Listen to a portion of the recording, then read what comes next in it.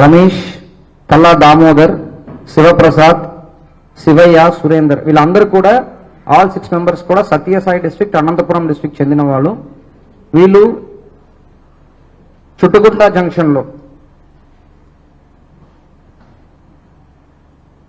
CI Mangalagiri rural, SI Mangalagiri rural అందరూ అక్యూస్ని చీబ్రోల్ కిరణ్ కుమార్ని vehicle తీసుకుని రాగా చుట్టుగుంట జంక్షన్లో సిగ్నల్ పడగా అక్కడ స్కూల్ బస్ అన్ని ముందుకు నిలబడగా వెహికల్ని ఆపడం జరిగింది. 2 వెహికల్ రావడం జరిగింది.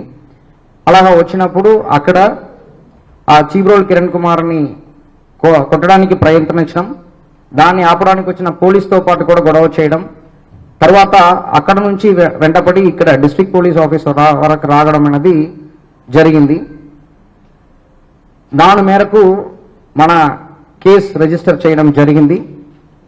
పబ్లిక్ సర్వెంట్స్ పని చేయడాన్ని ఆపడం, తర్వాత వాళ్ళకి పని చేస్తున్నప్పుడు ఇంజురీ చేయడం, తర్వాత అన్లాఫుల్ అసెంబ్లీ, తర్వాత అక్యూజ్డ్ కస్టడీలో ఉండగా దాన్ని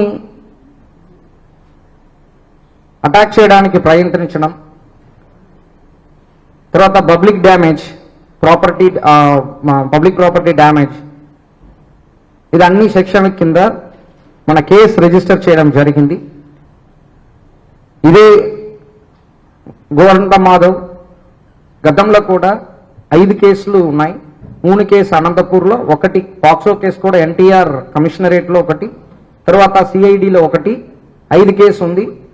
నిన్న తాడేపల్లిలో ఒక సోషల్ మీడియా కేసు, తర్వాత ఈరోజు ఈ అటాకింగ్ కేసు అని చెప్పేసి టోటలీ 7 కేసు అక్యూజ్డ్ పైన ఉంది.